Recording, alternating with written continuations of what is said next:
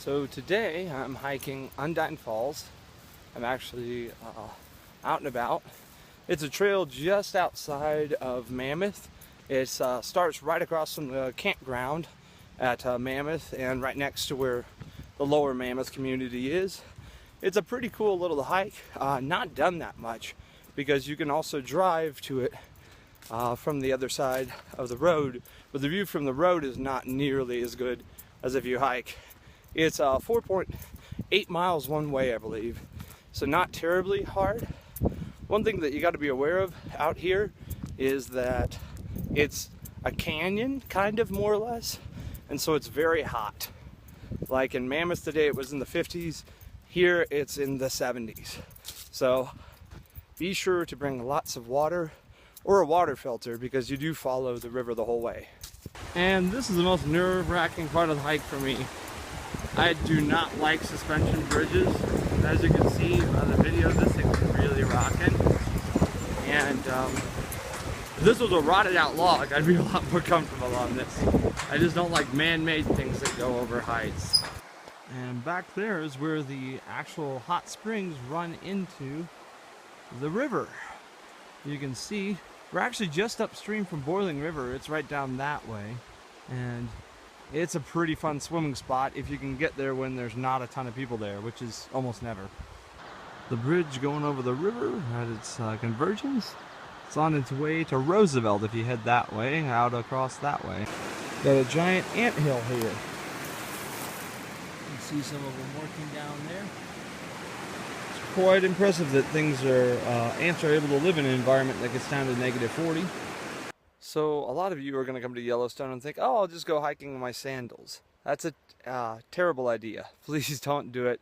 And let me show you why. Because if you have to go to the bathroom or anything or step over off of the trail at all, even sometimes they're on the trail, you're going to encounter these guys. Yep. Lots of cactus here and there, especially here at Mammoth. Not so much in the southern part of the park, but if you're going to hike, wear shoes that are closed because that hurts so bad. I've helped a few people pull cactus needles out of their feet. And this is the part of the hike that I don't like.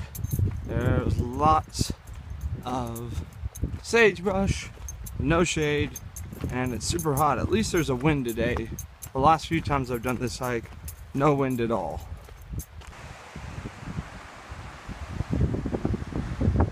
And look what I came across. I believe that it is the egg of a grouse, which they're pretty common in this area, so I would not be surprised at all.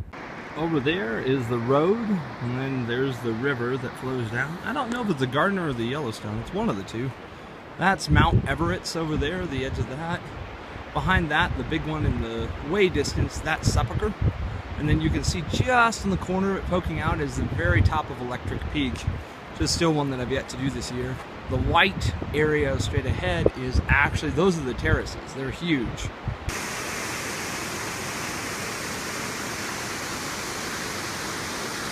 And there's looking back on where I came from. That's Mount Everett's in the background, that big guy there. The campground's this whole tree area. And then that little hill to the left, that's the trail starts right down by that. You can see the single car parked at the trailhead. Well, that's it for the vlog. I hope you guys enjoyed it. I'm back on location at my home, Mammoth. Back to all the people, all the hustle and bustle. But it was a fun hike. I wouldn't recommend it if you don't have a lot of time in the park because I think Undine Falls isn't nearly as cool as Osprey or Ferry or any of the other ones, and they're actually quite a bit easier to do. Well, that's it. Micajah out.